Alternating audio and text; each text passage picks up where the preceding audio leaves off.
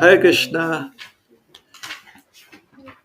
So I am going to speak the Sanskrit word for word, and then you have to repeat after me, and then we'll chant the verse. All right? Is that how you do it every time? Okay.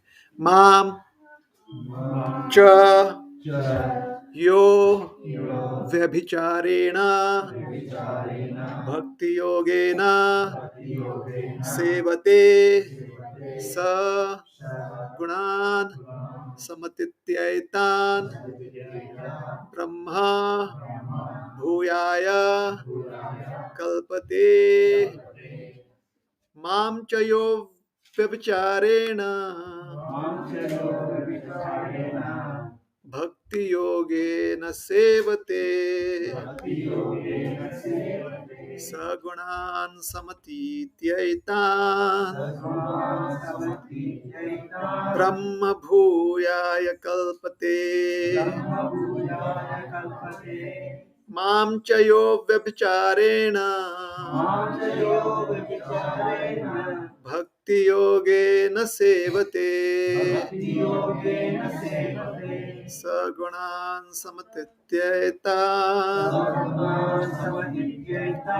brahma bhuyaya kalpate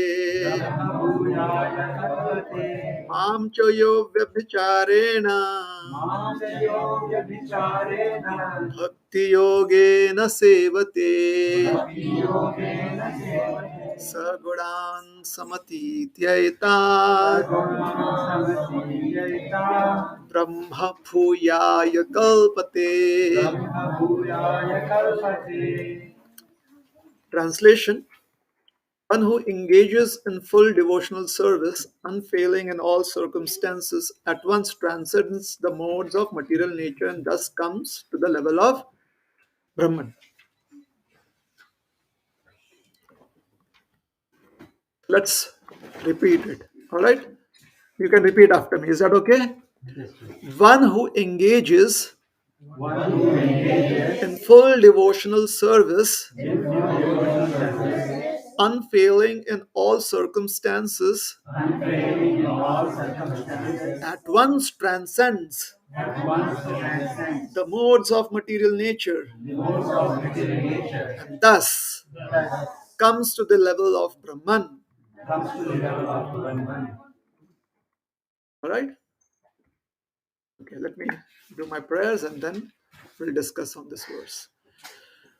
Om Jnanatimirandhasya Jnananjanashalakaya Chakshuranmilitam Yena Tasmai Shri Gurave Namaha Shri Chaitanya Manobhishtam Sthapitam Yena Bhutale Swayam Rupa Kada Mahiyam Dadati Swapadantikam Namam Vishnupadaya Krishna Presthaya Bhutale Srimate Bhakti Vedanta Swami Niti Namine Namaste Saraswati Deve Gauravani Pracharine Nirvishesha Shunyavadi Paschati Deshatarine Vancha Kalpatarubhyascha Kripa Sindhubhya Evacha Patitanam Pavanebhyo Vaishnavebhyo Namo Namaha Jai Shri Krishna Chaitanya Prabhu Nityananda Shri Advaita Gadadhara Shrivashadi Gaura Bhakta Vrinda Hare Krishna Krishna Krishna Hare Hare Hare Rama Rama Rama Hare Hare.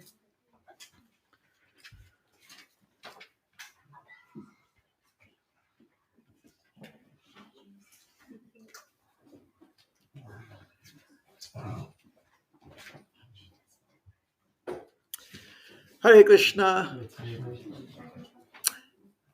So how did we reach here?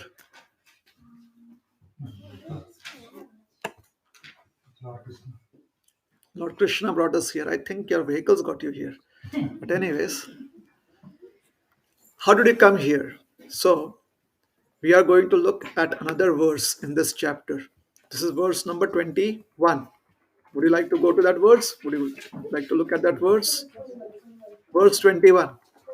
This verse is Arjun asking a question to Krishna. In In this verse, Arjuna is asking a question to Krishna. So everyone is at verse number 21. Yes? So Arjuna uvacha कैर्लिंगै स्त्रीन् गुणान् एतान् अतीतो भवति प्रभो किम आचारः कथम चैतां स्त्रीन् गुणान् अतिवर्तते. So अतिवर्तते, right? अतिवर्तते और अतीतो. स्त्रीन् गुणान् एतान् अतीतो भवति. Arjuna is asking, how does one get beyond the three modes of material nature? All right? Atita means to go beyond. Okay, so that is a question. Can you see the word atita there? Yes. Treen gunan. Treen means three. Gunan means guna. Etan, atito. Etan means this material world. Atito. So this material world is performing by or under the direction of the three modes. Three modes or three gunas. Sattvagun, Rajagun, Tamagun. Mode of goodness, mode of passion, and mode of ignorance. So Arjuna is asking, how does one go beyond these three modes? Clear? All right. And then, Kim Achara Katams Chaitams. What are the actions that one must perform? What is the way of life that one should adopt? Trin Gunan Ativartate. So that you, me, all of us can transcend the three modes of material nature. What are the activities that we have to perform? All right. What should be our outlook in life? Now, Krishna is answering or giving an answer to this question that Arjun asked. All right.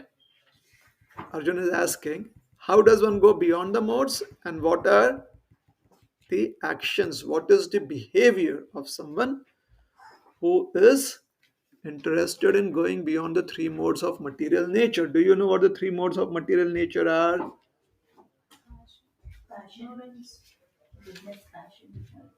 Yes, the three modes of material nature are that which makes you lazy, which makes all of us lazy. What is laziness? Laziness is where there is lack of interest. One is not interested in certain activities and therefore one is lazy towards it. So the three modes makes all of us lazy. Sometimes laziness is with the feeling of being or with the feeling with the understanding of feeling good. I feel very good about being lazy. Then there is laziness where one is distracted and therefore one is lazy.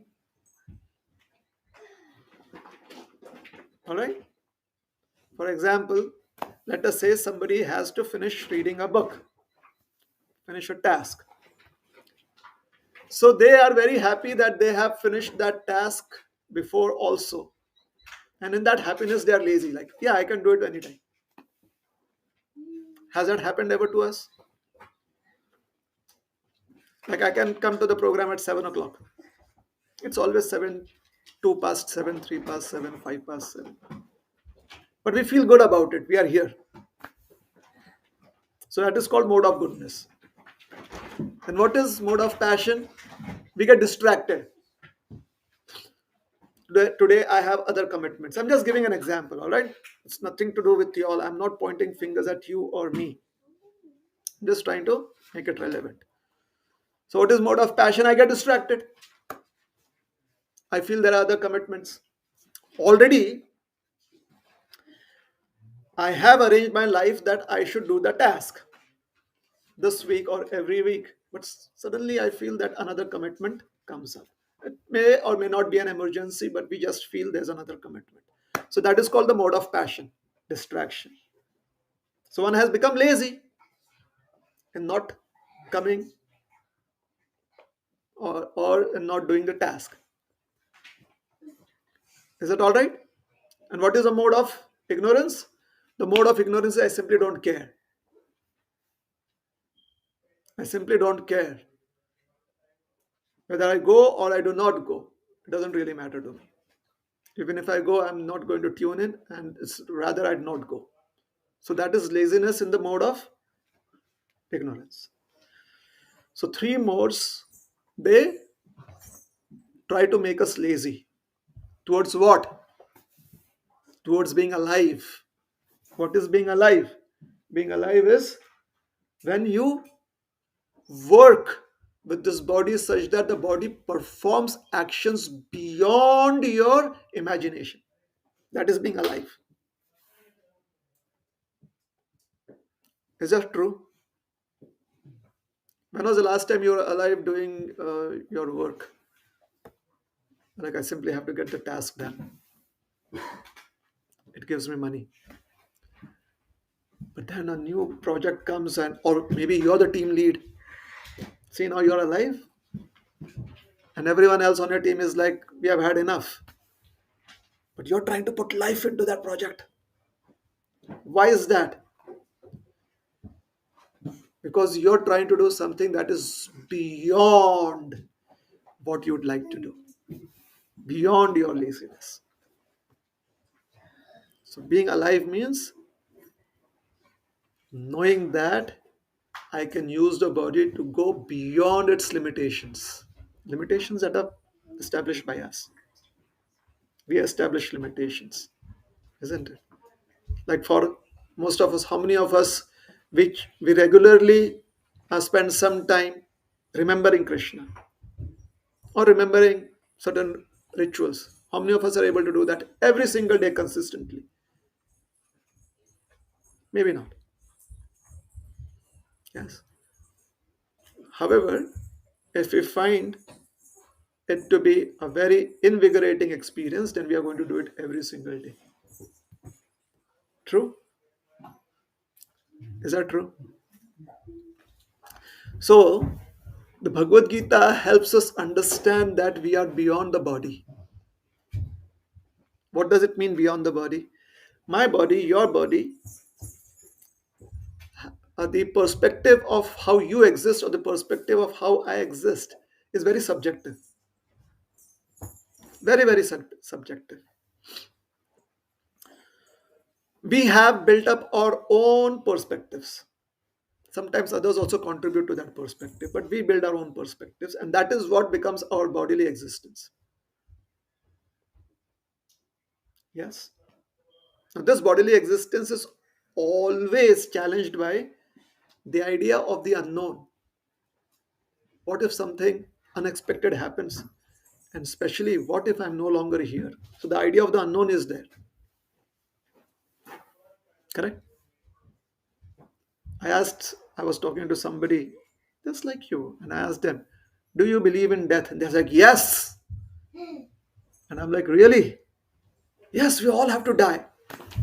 Then how is it so unknown to each one of us? Do we know how we are going to die? When we are going to die? Do you know that we don't want to die? Yes. So this concept of the unknown is what makes life a little miserable. When we transcend the limitations of this body, the perspectives that we have established, it becomes joyous. So that is what we want to do. We want to ignite our intelligence. Yes. What do we want to do? We want to ignite our intelligence, which means that we want to look at our life or our perspectives of who we are with a fresh outlook every single day. Every single day, we want to look at it with a fresh perspective. Because every single day, according to a place where I come from, India,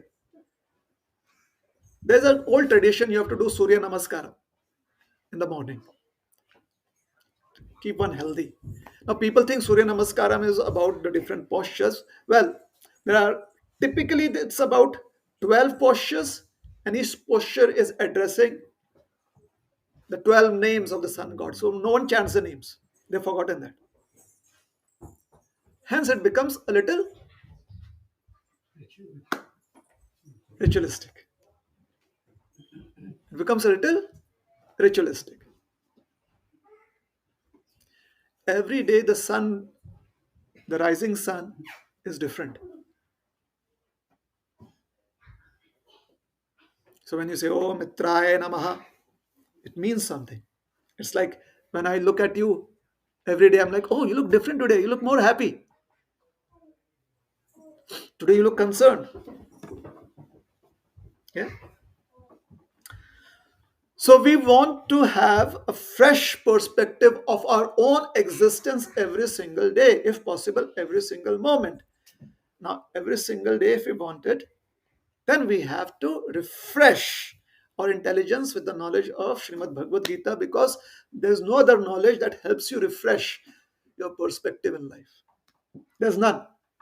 This is very concise and it is very appropriate. If you think that I'm over exaggerating, then you can try it out.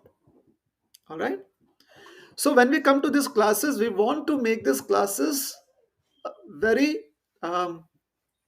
relevant to each one of us.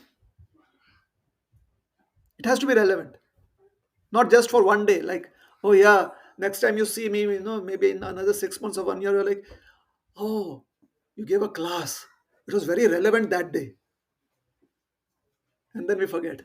No, very relevant for us. Okay. So Arjun asked the question, how many of have you been coming to these classes regularly? Have we covered these verses before? Do you remember Arjun asking this question previously? In the second chapter, Sita Prajna. No, right now. Verse number 21. Yes. Verse number 21. Arjun is asking, how do I go beyond the modes and what lifestyle do I have to adopt? Correct? So Krishna is giving an answer. Isn't it?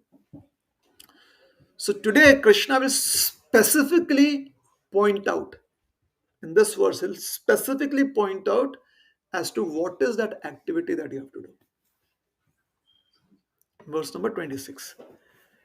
Therefore, we went back to verse number 21 to remember that this is why Krishna is specifically pointing out the process or specifically mentioning the process. All right. So, one who engages in full devotional service, there it is. How does one go beyond? In the translation, transcends the modes of material nature. Is that true? Does the verse translation mention that? Yes? Yes. Correct?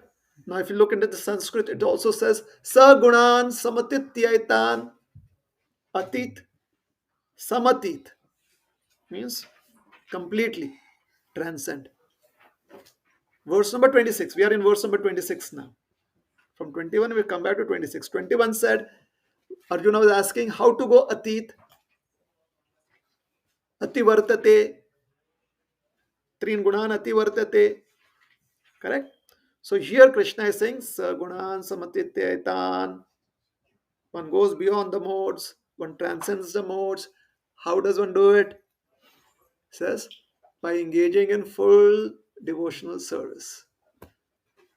Very nice. Most of us will try to find some time to do it. But let us suppose we have decided that we are going to do it. Full devotional service, whatever that means. Let us say we subscribe to this proposal by Krishna. Do we subscribe? Let's suppose we have subscribed. Agreeable? Everyone is ready to subscribe? It's just a supposition, just for now. Everyone subscribed? What have you subscribed to? Practicing, not full time, practicing full devotional service. Okay? Practicing full devotional service. Then Krishna says, however, I understand that you're going to have some concerns while doing it, some challenges while doing it. He clarifies. You know what his clarification is? His clarification is in all circumstances, whether there are challenges or no challenges, in all circumstances. All right? So Krishna is telling you that if you need the visa to go beyond the modes, then whether it is raining, whether your car breaks down, if you're not there at the appointed time, you lose your slot. So, in all circumstances. All right? So, one who engages in full devotional service, unfailing in all circumstances. Unfailing. What does unfailing mean? There is no greedy towards. Sorry? There is no greedy or something towards the. There's no greed towards the result.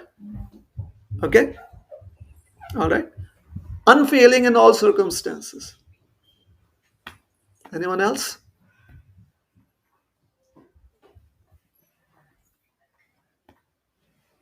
As you said, if you have obstacles or not, you just have to keep practicing the devotion. So it's at any cost.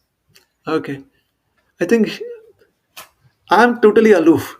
I'm just repeating what he's saying. Krishna is saying that. He takes the blame. All right? So Krishna is to blame here. Or let us say, we are just paraphrasing Krishna's words. Unfailing in all circumstances, which basically means that your attempt at doing devotional service, whether it is successful or not, is not being addressed here. However, your attempt at doing full devotional service is being addressed here. It's not the result that is being addressed here. All right? Do we understand what is being said? Because many a times people feel like giving up a particular process because they are not being successful at it. Krishna says, don't worry. Yeah. I understand it's a difficult challenge. However, if you're unfailing in your attempts at full practicing full devotional service or engaging in full devotional service, you at once transcend the modes of material nature and thus come to the level of Brahman. Right? Brahma bhuyaya kalpate. Bhuyaya means become. All right? Like you've heard the word Atma Bhu, self born. You've heard, like sometimes Lord Shiva, his linga form is Atma Bhu, self manifested. So manifest. Bhu means manifest. Bhu means become.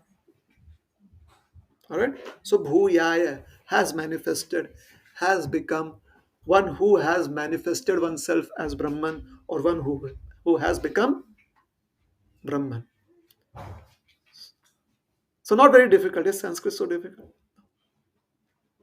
Atma Bhu, Brahma Bhu. Bhuyaya becomes. All right. So one becomes Brahman. One comes to Brahman. Translation is like that.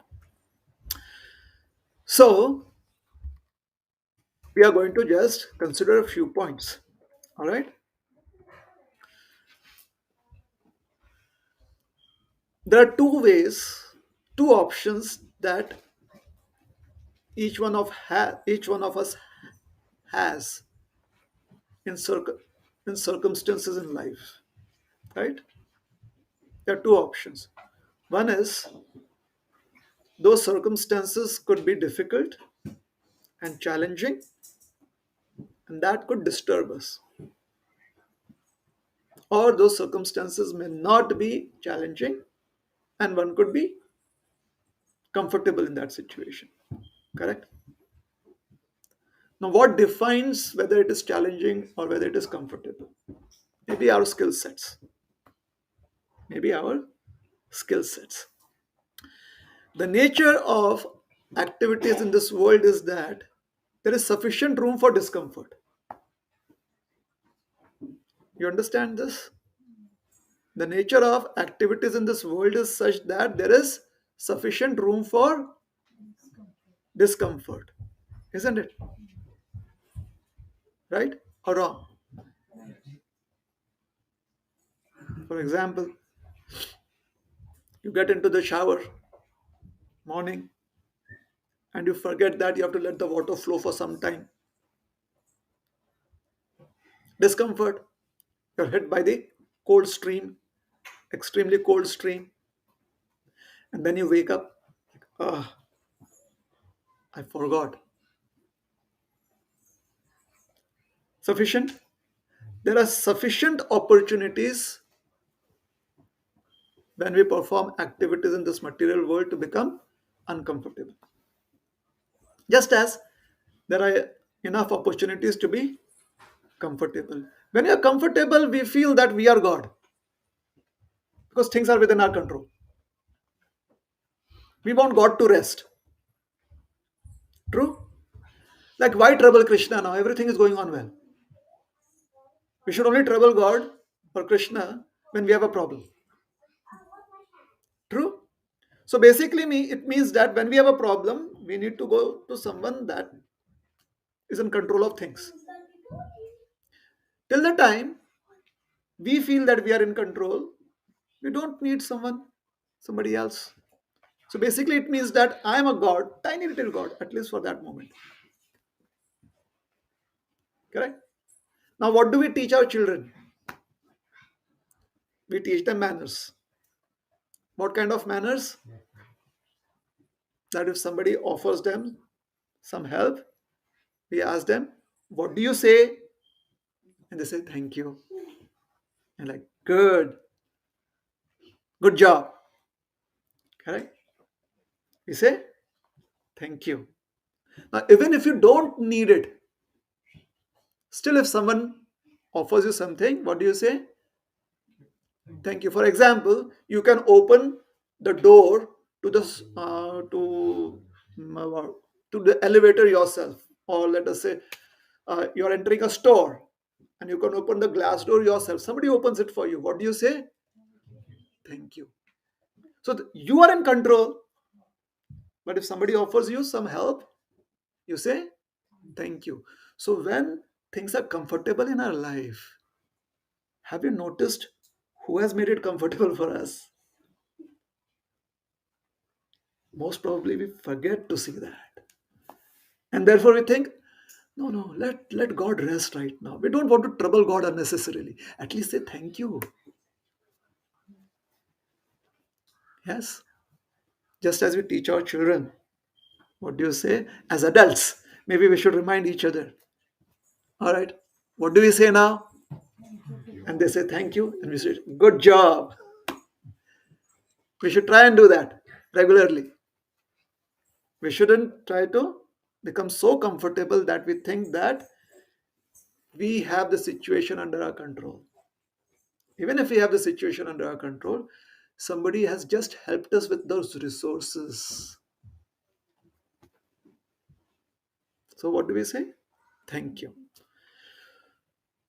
So the situations, and it is nature's way. Life is like that there are going to be situations that will be uncomfortable.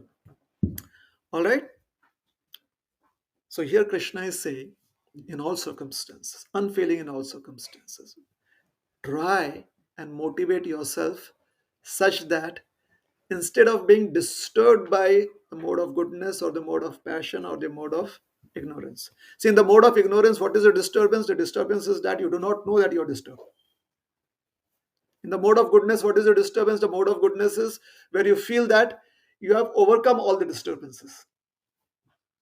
And what is the mode of passion? The mode of passion is where you actually understand that you are not able to achieve what you need because of the disturbances. Typically, people only understand the mode of passion as disturbance. They do not understand the mode of ignorance as disturbance or the mode of goodness as disturbance. Especially, they do not understand the mode of goodness as disturbance. Because it is the mode of goodness that makes us feel that we do not need God. What does the mode of goodness do? It makes us feel that we do not need anyone's help. Because everything is good. We are happy. So that is also a disturbance. Because it can motivate us to unremember, unsubscribe for that moment from God's channel. So Krishna is saying that in all circumstances, whatever be the modes, try and put your consciousness into such activities that connect you to me. Why? Because here in this verse he uses the word mam. Where does he use the word mam?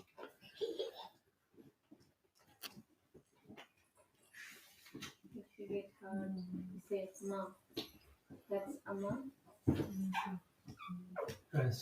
In which other slogan? This verse. Mom, it starts with mom. The start is mam. Yeah. What does mam mean? Unto me. Not me. Unto Krishna. Yes? So he says, put your consciousness into such activities that are connected to me. Alright? So that is what we have to do. What happens? Krishna is revealing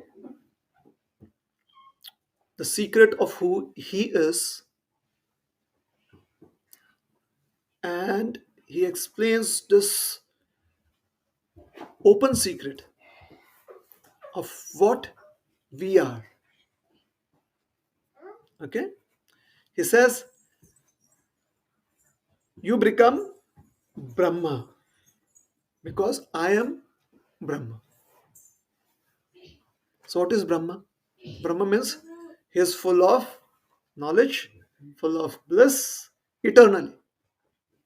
What is Brahma? Brahma is Satchit Anand. So eternally he is full of knowledge and bliss. So he says, Brahma Bhuyaya. You also become that.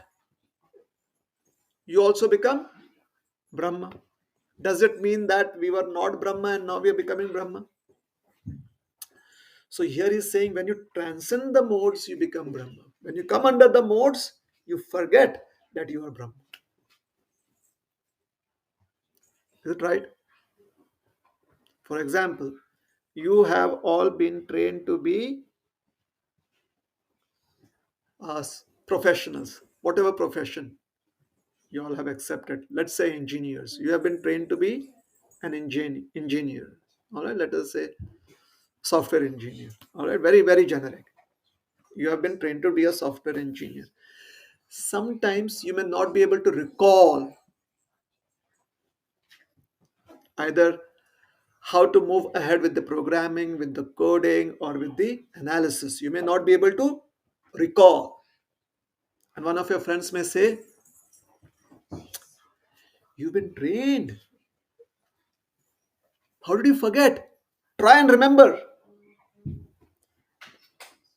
Or your boss may be a little inconsiderate and said, I thought that I had hired the right person. Maybe I made a mistake. That is what the boss may say. So although you're trained, you've forgotten, and when you remember, then you're back to being who you are. So similarly, Krishna here is saying, you are a trained person as Brahma. You are trained to be full of bliss, full of knowledge, eternally. You've forgotten because you've come under the modes. The modes are disturbing you. Now practice activities by which you can transcend the modes. Once you've transcended the modes, you're back to who you are. You remember your training, you remember your state of existence. That is Brahma Bhuyaya. So just as Krishna is Brahma, the living entities are also Brahma. Okay? And the way to realize that we are Brahma, Brahma Bhuyaya, Krishna says, Avyabhicharini Sevate. Can you find these two words in the verse? Who would like to find out? Everyone has to do it. You have to show it to me where it is. Pick up the book, show it to me where it is. Pick up the Gita. Everyone has to do that. Now, Avyabicharini Sevate. How to become Brahma Bhuyaya? Those two words are there. The first First line, everyone found Yes. Avyabicharini. Yes? And Sevate? Where is Sevate? Last of the line, last of the Is it the last line? first line, last word. First line, last word. First line, last word. Is it? Sevate? Avyabicharini is first line, last word, right? Middle. And Sevate. First line, last word. How many lines are there in this verse? Two. Two? Okay. So then you're correct. Sometimes we have 4 lines. So do you have the verse in 4 lines or 2 lines? 2 lines. 2 lines. Okay. So you're correct. So both the words are in the first line, right? So what is Vyabicharini? Avyabicharini? Unalloyed. Alright? Unblemished. Sevate is service. So since one has the opportunity to offer uninterrupted service to the Supreme Lord, that will help us go beyond the modes. Alright? So when Krishna says, Mam chayo abvyabicharini, bhakti yogena sevate, he says, if you render uninterrupted devotional service or pure devotional service, full devotional service unto me, then you attain Brahma. Alright? So why doesn't he say me? You'll attain me. He could have said you would have attained me. So if we render devotional service to Krishna, do we attain Brahma, which is something else?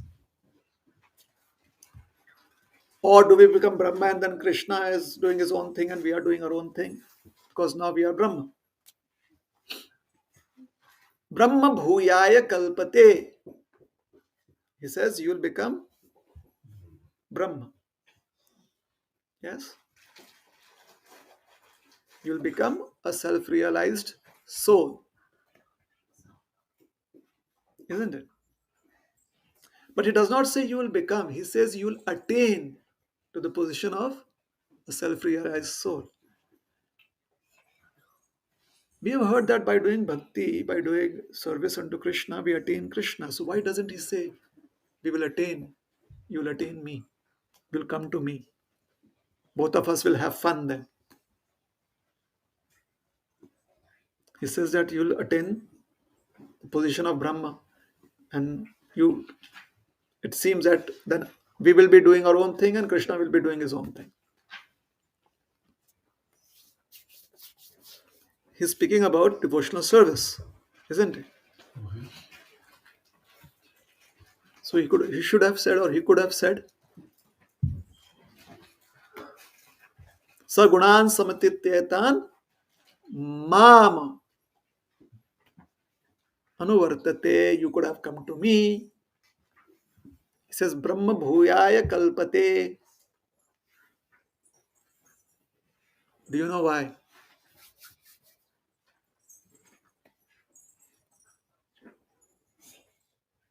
Because that is what Arjuna asked for. He simply wanted to become free of the modes of material nature. He did not want to eat nice prasad. That Krishna Can I come and eat nice um,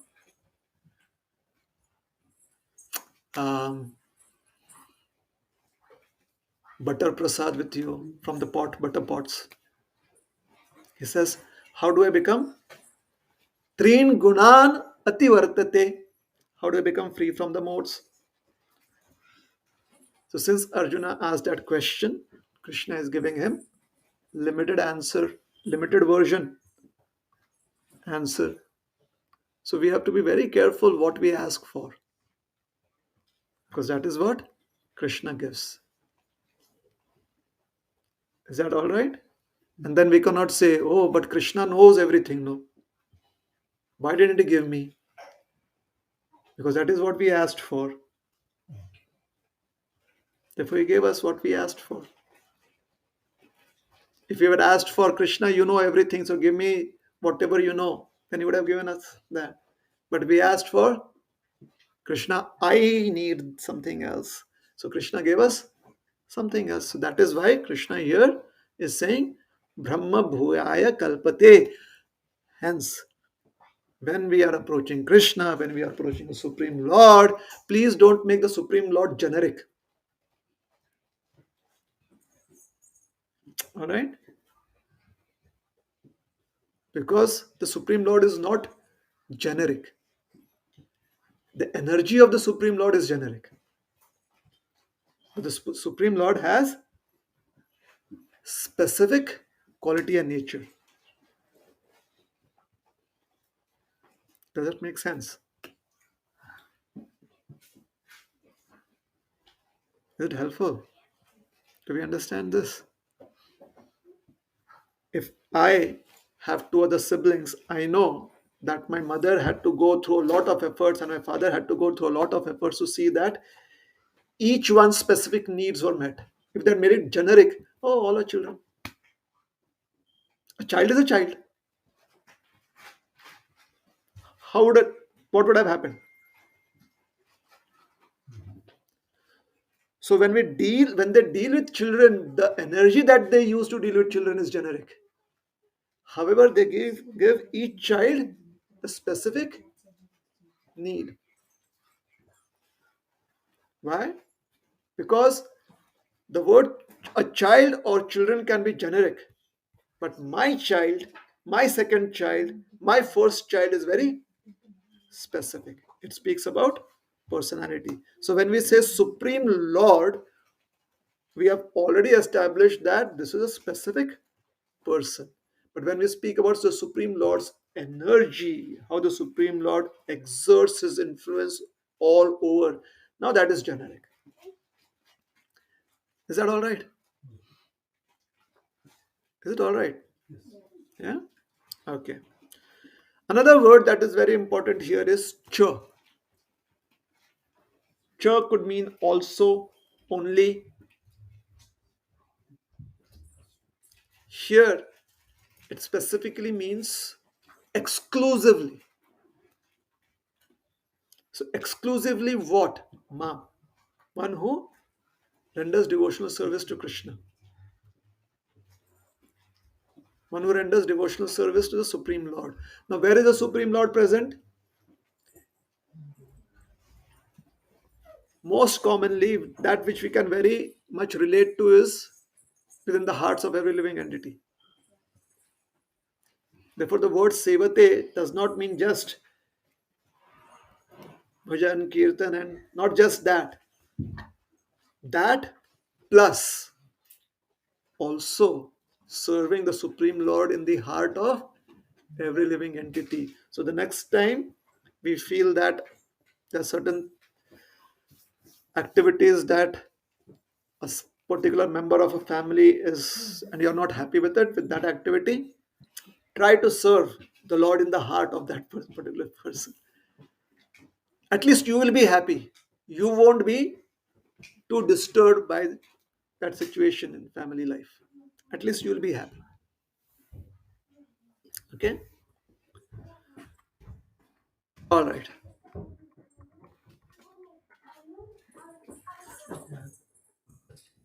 In the second sloka, how do you relate this? It says, by becoming fixed in this knowledge, one can attain to the transcendental nature like my own. Thus established, one is not born at the time of creation or disturbed at the time of dissolution. How do you connect these two slokas? Which is second shloka. In the same chapter, Verse number 2. verse number 2. So why were we taking it standalone? Now, I'm just thinking here, to start with, Krishna says, one who are fixed in this knowledge, they won't take any birth, they will attain this knowledge. That they will, when you attain this knowledge, they won't take birth. Is Arjuna asking a question before that? No. So this is Krishna's statement, but Krishna is responding to Arjuna's statement there. That's what you're saying.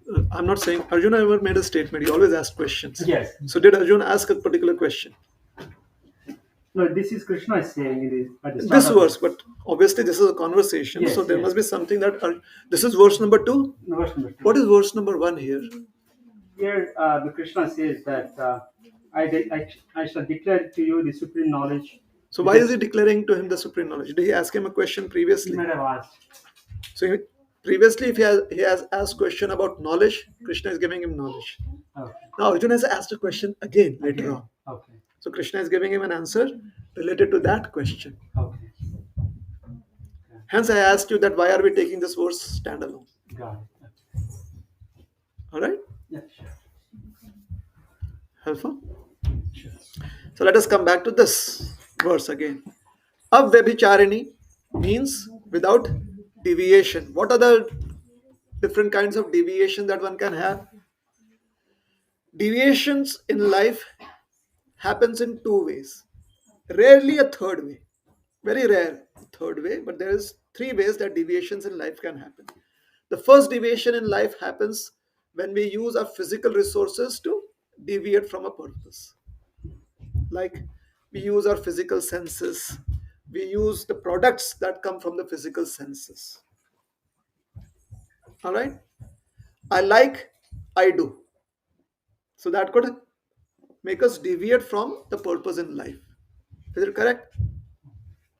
For example, I have to go from here to downtown Pittsburgh. On the way, I see an exit. I'm like, let's explore. Deviation. I saw something, I deviated. So the first way that one can deviate in life is through actions. How are those actions born? Just by desire. Physical desires. Correct? The second way that one can deviate is through knowledge. Oh, I have to go there, but suddenly my wife called or my husband called and said, on the way, go to Costco's. So now I deviate from my original plan. Why? In knowledge. I got certain information that makes me deviate. Is that true? Is it correct? Very rarely there is a third kind of deviation. Very rarely. What is that? I feel so tired, I stop my car at an exit, take a power nap. Deviation. So that is called as meditation. Sleep meditation. You need a break. In technical knowledge, in the technical sense, these three words are called as karma, jnana, and dhyana. Make sense? Karma, jnana, and dhyana. So when Krishna is saying here, avyabhicharena, he says, don't be deviated by karma, don't be deviated by jnana, and don't be deviated by dhyan. Why? Because sevate, you want to serve. No. Krishna is asking you to serve. Is that all right? So one should not be deviated by either karma, jnana, or any other. As I said, dhyana is very rare. Generally, it is karma or jnana.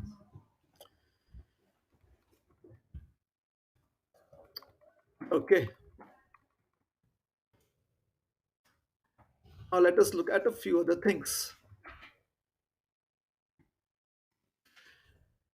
Bhagavad Gita typically is understood to be a book of philosophy. Typically, ask anyone. Anyone typically understands the Bhagavad Gita to be a book of philosophy. Only when one reads it, one understands that it is a book of practical action too. People think that if you read Gita, it gives you a sense of peace. So it simply means that it is kind of a drug,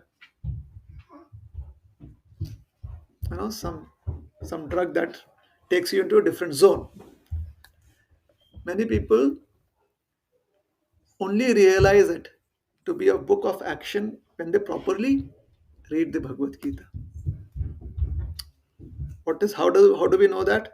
Here, this verse speaks about action. It does not speak about philosophy. The philosophy is done. All right. Now it is speaking about action and consequences. So Gita is also a book of action. And that is what we should always try and remember. Here in the first line, Krishna is saying, Mam yo vyabhicharena bhakti yogena. So there are three positions here, three aspects, let us say, three aspects. These three aspects are very important for understanding what is bhakti. And here in the first line, we find these three aspects. In bhakti, there is worship, which is also called as upasana or seva. So let us take these two words, either upasana or seva.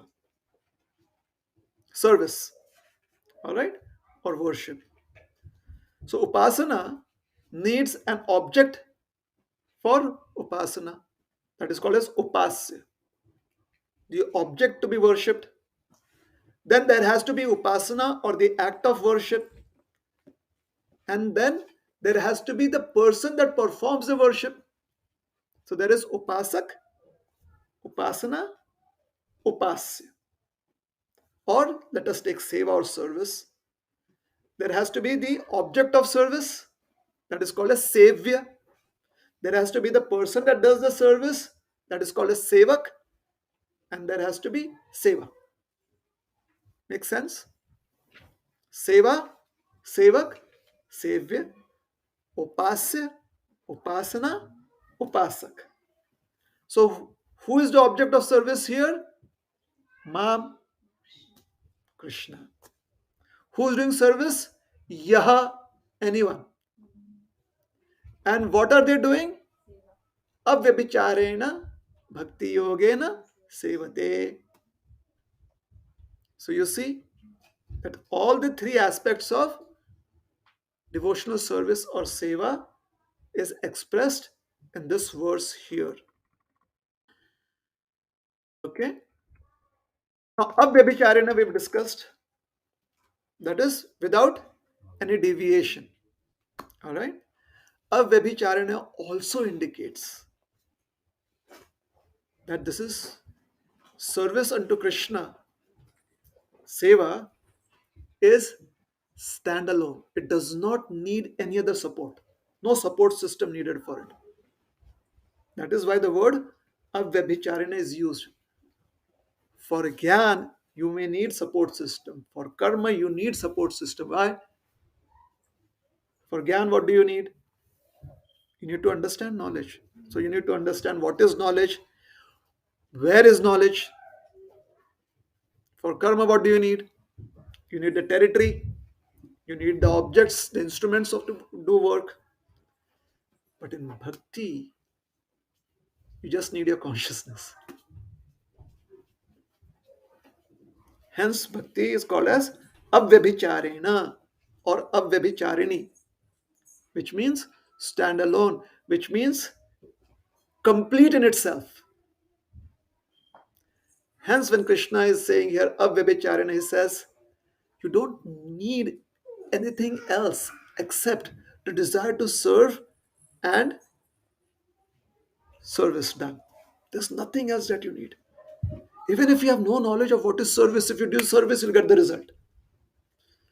You have complete knowledge of service, you do service, you'll get the result. You have engaged another person in doing service, they get the result. Does that happen? You engage somebody else in doing your coding. Will it be get done? They have to be well versed in it. You engage somebody else in fixing your pipe. Will it be good? You know, in the wash basin, something is not functioning. You engage someone. Will it be done by itself? No, that person has to be well versed in it. But in bhakti, seva, even if you're not well versed in it, you get the result. Yes, a rat comes and offers, pushes a lamp, and the lamp that was about to die because the rat pushed it again lights up. Krishna says, this rat has offered a lamp to me. Got the result. But if the rat tries to offer prayers in rat language, first the rat has to learn those prayers, isn't it? If the rat wants to offer a fruit or a flower, then the rat has to go and collect that. But here, the rat is trying to look for food, hits against a lamb that is about to die off because the wick has fallen. The rat hits it. The wick moves and gets lighted up again. It is taken as offering of the lamb. And the rat gets the benefit. So therefore, here it says that not only do you do not need any material elements to do seva, you can use it. You can use material elements to do seva. However, what you need is consciousness. Avvibhicharena bhakti yogana sevate. Your consciousness should be clean. Your consciousness should be in sync with what you're doing, what you're trying to offer. So, therefore, it is completely independent. Avvibhicharena bhakti. At the same time, along with Avvibhicharena, the word Bhakti Yogena has been used. So it is kind of,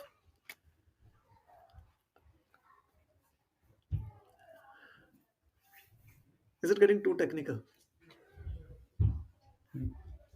Because I am enjoying it. Yeah, that's it.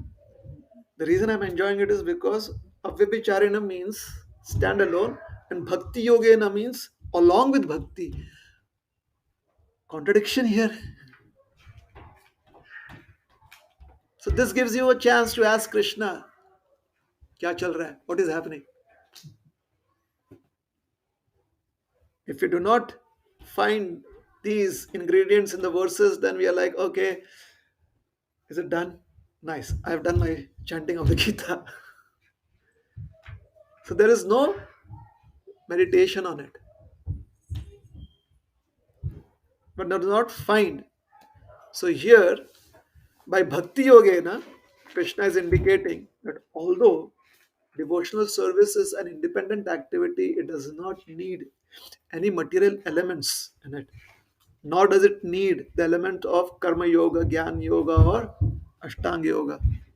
Still, Bhakti Yogena indicates that you have to connect to me. If you're not connecting with me, there's no bhakti. In Karma Yoga, you can be disconnected.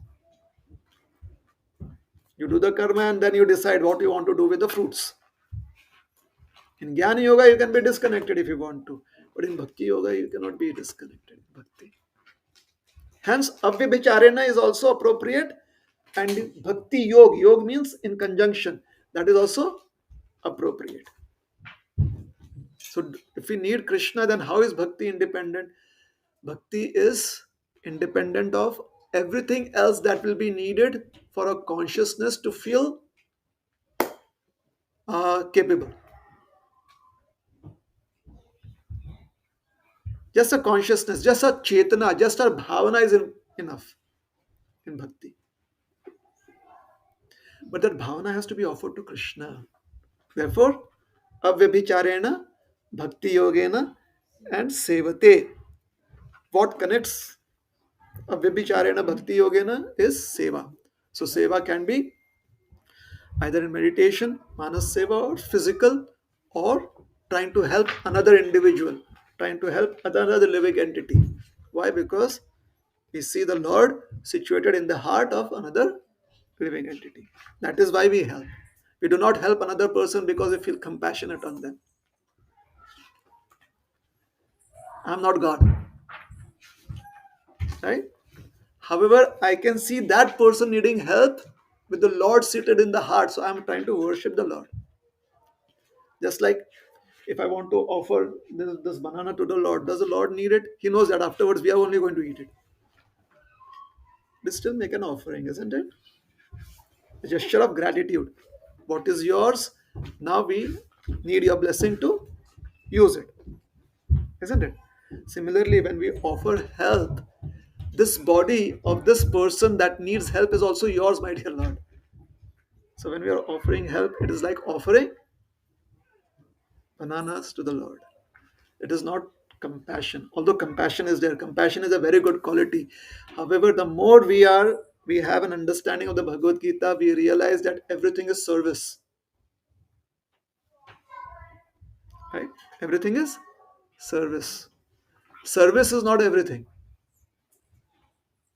Service is unto Krishna. Service is not everything.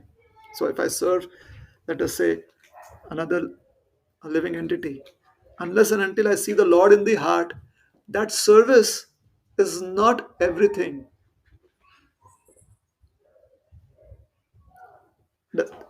Am I able to get this message across? Yeah. Why? Because that service is under the modes. I feel I can offer something. So the mode of goodness is telling us, well done, well done, well done. Caught you, caught you, caught you, got you there. So again, we come under the modes. So hence, when we do service to another living entity, we do it as seva unto the Lord in the heart of that living entity. For example, when we are at the store, we serve another person that is a customer at the store. Anyone who comes across, we know that that person is a customer. If that person is not a customer, do we serve them? Do we serve them? Let's say an ant is there. Do you think the ant is a customer? Let's say a fly is there. Do we think the fly is a customer? Let's say somebody who's not able to pay for the goods. Do we think that person is a customer? No. Correct? We serve the customer, somebody who's able to buy the product. Makes sense? Does it make sense? We identify what the person is in relationship to us. Very clear? So, when we are in knowledge as to who is a customer, then we serve the customer. Similarly, when we have the knowledge how to identify the Lord in the heart of every living entity, then we serve the Lord. So that training has to be there. Just as a person at the store is trained to deal well with the customers, similarly, we train ourselves to deal with Krishna in the heart of every living entity. And such a person does not feel compassion. Such a person only understands service.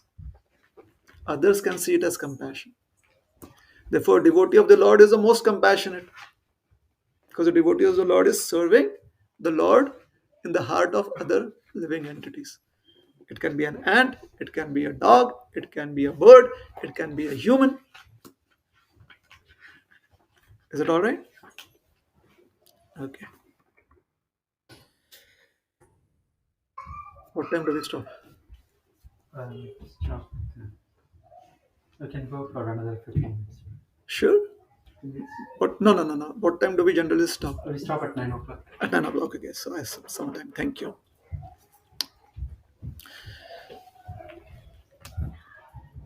Avyabhicharana also has another significance. The word avyabhicharana. Why? What does avyabhicharana mean? It means without deviation. The only way you can be focused on an object is if you care about it. If you care about something, you'll be focused on that. Correct? So, if the care for an object is fueled, it is impelled by love or priti, that is called as bhakti. When there is priti or love, affection, then that is bhakti. The material mind, our mind, your mind, and my mind, typically functions in two ways.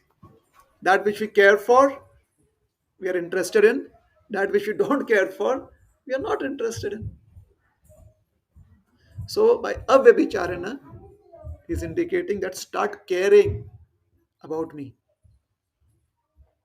Because where the mind feels care or affection is where the mind feels comfortable to be.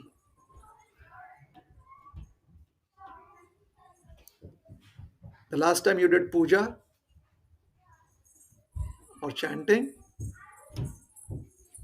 try and relate. If we care about a puja, if we care about a chanting, then our mind will be in the chanting and the mind will be in the puja, in the worship. However, if we don't care about it, the mind will be somewhere else. Isn't it? How many of you actually chant, not just a Hare Krishna mantra, you let's say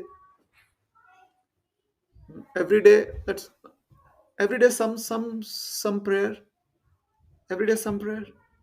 Yeah. How often has it been that you're also on the phone while doing the prayer, or the phone is right there and something pops up, and while you're doing the prayer, you're looking at the notification? So, what do we care about more? Hence, avyabhicharin, that word is used to help us realize that we have to change our swabhava, we have to change our behavior, because that is what Arjuna asked. What kind of behavior should I adopt to become free of the modes? So he says, change your behavior. What we care about is what we think about. What we think about is what we feed. What we think about is what we give time to, isn't it? And what we give time to is where we are. That is where we exist. So, this is the way the mind works in this world. Krishna knows that in this time and circumstances, this is the one thing that is going to turn people off. That putting your heart into the activities of serving Krishna, it is going to turn people off. Because there's sufficient distraction. So that may not be possible. We may not be able to put our hearts into meditation. Yes. So it says, try to seva. Don't try to do meditation. Try to do seva. Seva means some physical activity. Like do bhajan, do kirtans, something.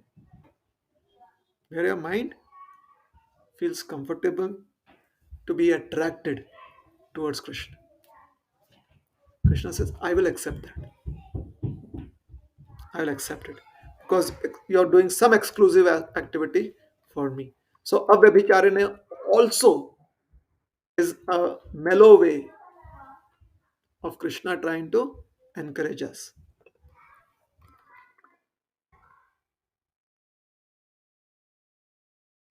Sagunan samatityaitan. Now we'll come to the second part. Sagunan samatityaitan. If one is able to fulfill the requirements that is mentioned in the first line, and slowly but surely, the first behavioral changes is that we give up laziness in the mode of ignorance and laziness in the mode of passion. The first behavioral change will be there. These two things and activities related to these two things, slowly one gives up. How do we know that? Many of us would say that previously, we had so many other things to do, but since we came to God consciousness, Krishna consciousness, we're very focused. What does it mean, very focused? We don't waste unnecessary time where it is either instigated by passions of jealousy or hate or unhealthy competition, or it is fueled by just the attitude of I just don't care. So these two ways of approaching life is shelved if we fulfill the requirements that is there in the first line. Avyabhicharena bhakti yogena sevate sagunan samatityaitan. This is why Krishna says sagunan samatityaitan. But first, the passive inclination towards a mode of ignorance and the mode of passion slowly leaves you. And there is an active desire to be in the mode of goodness. So there's an active desire to wake up early, there's an active desire to be clean on one's habits, there is an active desire to be clean in one's thoughts, there is an active desire to be clean in one's relationships. Mode of goodness. And the mode of goodness helps one. Sagunan samitityetan. One goes beyond the transcends the modes. The mode of goodness is what helps one to become meditative. And when one is in meditation, time simply flies. You don't realize you are like a solid rock. You're like the Rocky Mountains. You're like the Himalayas. Achala. Because the Himalayas is not affected by the mode of passion or the mode of ignorance. Himalayas are very happy being where they are. Mode of goodness. So becomes Achala. Alright? So that is why Krishna says Sagunan Samatityeta.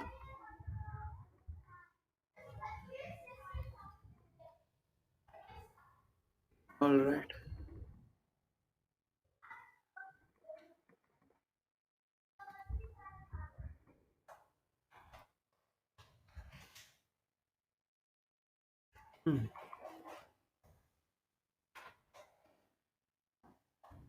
Avyabhicharani Bhakti. Let us conclude. The person who is engaging in Avyabhicharani Bhakti finds the ability to constantly meditate on the Lord, finds the desire to have exclusive devotion to the Lord alone, does not have any other thought save that of the Lord. One's mind is filled with the thoughts of the Lord. The thoughts of for the Lord flow just as oil flows from one vessel to another. Have you seen oil flowing? Water sometimes meanders. Have you seen oil? If you pour oil, because of its viscosity, it flows without meandering. So similarly, Avyabhicharani Bhakti helps the mind have that kind of viscosity. It flows towards the Lord. And finally, such constant thinking of the Lord brings us to platform of Brahma. Alright? So Brahma Bhuyaya Kalpate. However, Krishna is not going to leave us with just that. You know why?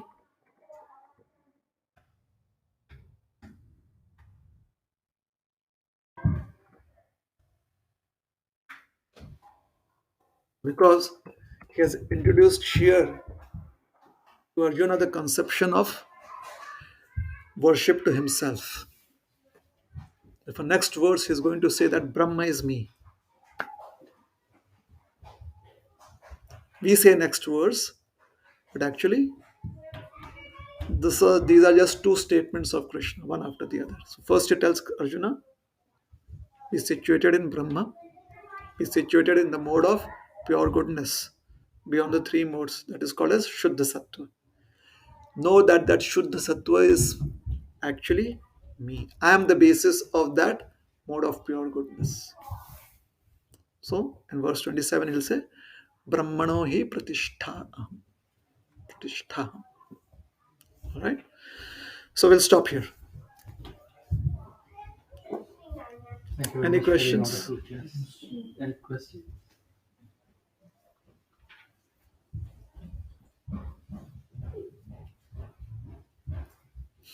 In this slokas, Krishna talks about full devotional service. Can you explain what are the devotional service that can be done? I just mentioned that, no? Abbe Bicharane. Meditation on the Lord. Uh, then what else? Thoughts about the Lord, for the Lord. Um, Mind filled with the desires to serve the Lord. Exclusive devotion to the Lord. Vijay, question here. So in this verse, it said that one who surrenders unto Krishna at once surmounts the influence of modes of material nature. So how do we actually surrender?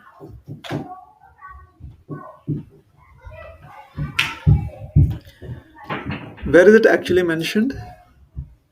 Yeah, it's in the The purport. purport is it? So can you read few lines above that? Just 3 lines above this one, this statement. One should also note that all forms of Krishna are fully transcendental, blissful, full of knowledge and eternal. Such personalities of Godhead are omnipotent and omniscient, and they possess all transcendental qualities. So if one engages himself in the service of Krishna or his plenary expansions with unfailing determination, although these modes of material nature are very difficult to overcome, one can overcome them easily. This has already been explained in the 7th chapter. One who surrenders to Krishna at once surmounts the influences of the modes of material nature. So is that helpful?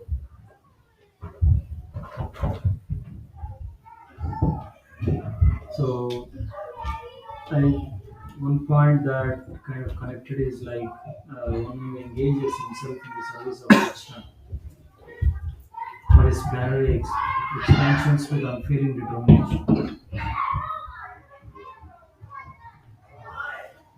So,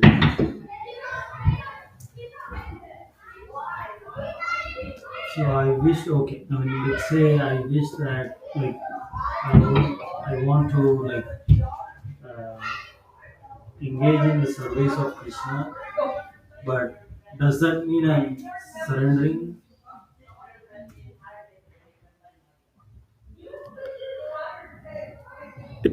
So your question is that if I am engaged in devotional service to Krishna, does it mean that I'm surrendering Yeah. myself? That is the question. And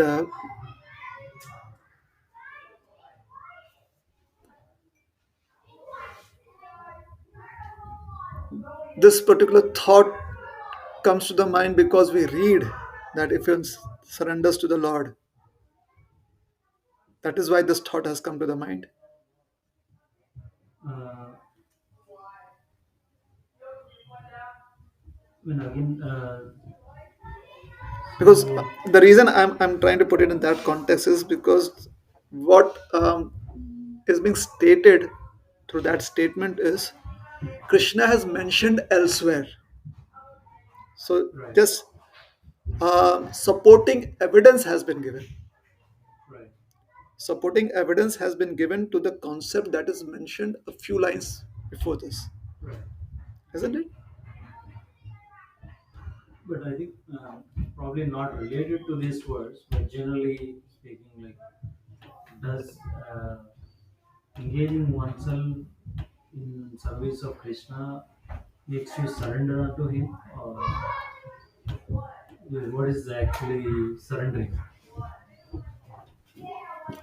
Right. As I said that here, this has been used as supporting evidence. And the evidence is from this 7th chapter where it is stated that it is very difficult for anyone to overcome the 3 modes of material nature. But if one simply surrenders there, the word surrender means takes shelter. If one takes shelter of the Supreme Lord, then one is able to overcome. And in that instance, uh, some seers and thinkers, they give the analogy or example of how a fish surrenders itself to the water reservoir and takes shelter in it. So even if there are huge floods, or even if there is a storm, because the fish has taken shelter within the waters, the fish doesn't feel uncomfortable. On the other hand, any other organism that is not aquatic in nature, if that gets caught up in the flood waters or in the storm, they are not able to take shelter of the waters. They are not able to surrender themselves to that water. Therefore, they perish. So, therein in the seventh chapter, where Krishna says that Mama Maya Duratya, Mameva ya prapadante, Maya metam tarantite. So, Prabhupada is just giving here, and the commentator is Srila Prabhupada. So, he's just giving supporting evidence from there. He's not bringing up the topic of surrender. He's saying, even there, Krishna says that if you take shelter of him, just like previous to this statement, he has made the statement that if one engages in devotional service, then one can transcend the modes. So the point that is being addressed here is, in both the instances, in this verse and the verse from the seventh chapter, is how to overcome the modes of material nature. Here specifically it has been mentioned as avyabhicharena bhakti yogena. There it is mentioned as taking shelter of Krishna. So that is the context. Alright? You still would want to understand what surrender means? I try to just give the context why this statement has been mentioned. Since you saw those words there, therefore I'm wanting to know, is that why this desire or this uh, um,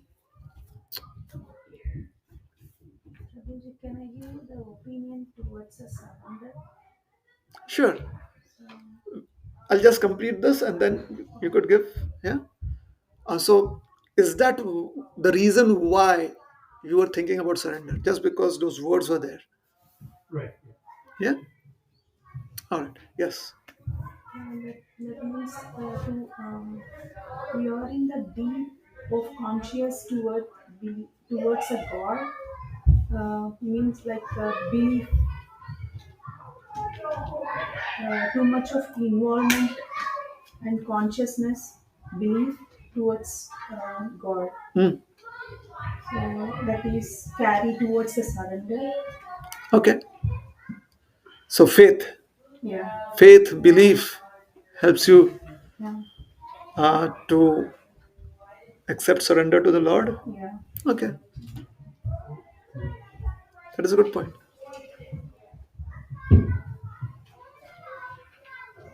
Is it all right?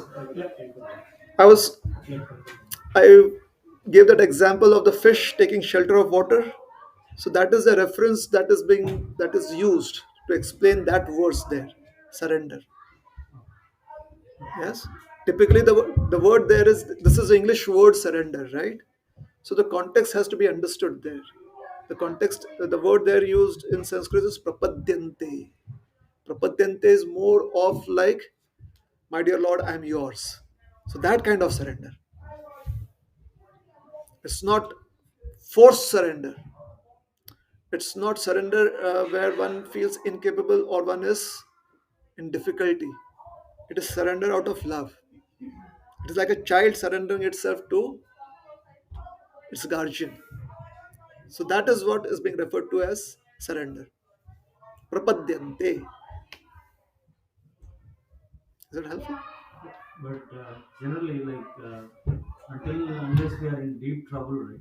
Hmm. And yeah, that's a human psychology or whatever.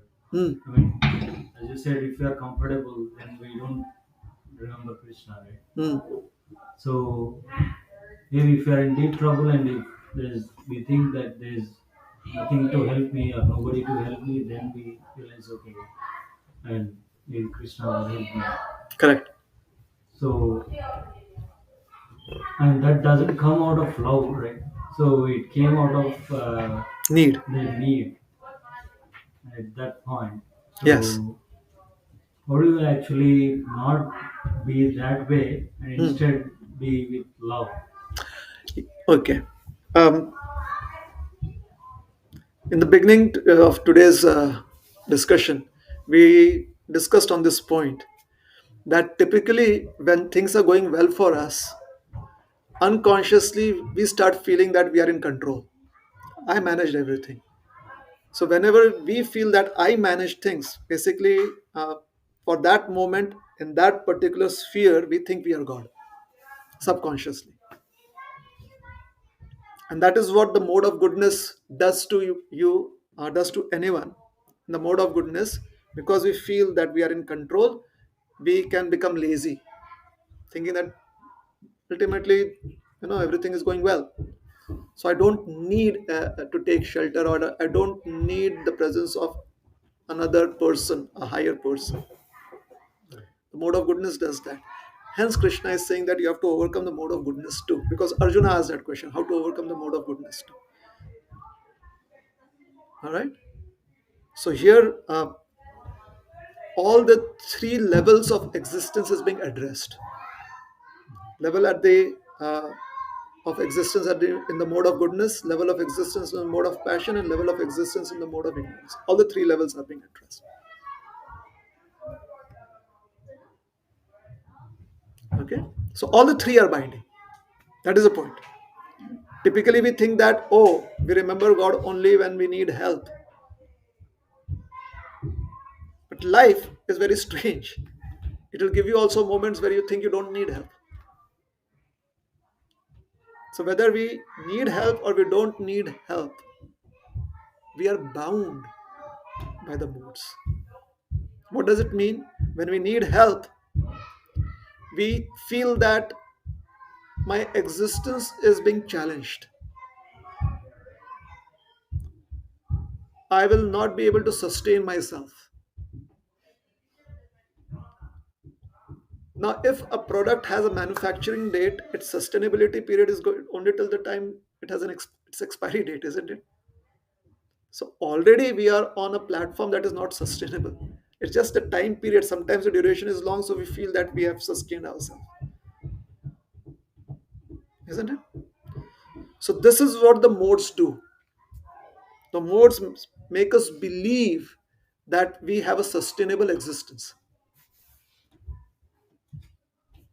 as this in this form. We have a sustainable existence. So every time we come out of a problem, we are like, that was so difficult. I survived. So that is the mode. The mode makes you feel you have survived. But actually, we have only so much of survival time. So what are we going to do with it is an intelligent question. Rather than just trying to survive challenges, what are we going to do with the time that we have as between birth and death? That is Arjun's question in 21, chapter 21, verse 21. He specifically wants to know. Otherwise, you could have just asked Krishna, how do I shoot this arrow or that arrow? And what weapons can I use? How should I be focused in fighting? He's asking existential questions right before the battlefield, right before the battle in the battlefield. Is that okay? Anything else? So we'll stop. If there are other questions, we can take it offline. Thank you very much for the wonderful class. You're Praise welcome. Rohinipriya Prabhu ji ki jai. Hare Krishna. Srila Prabhupada ki jai.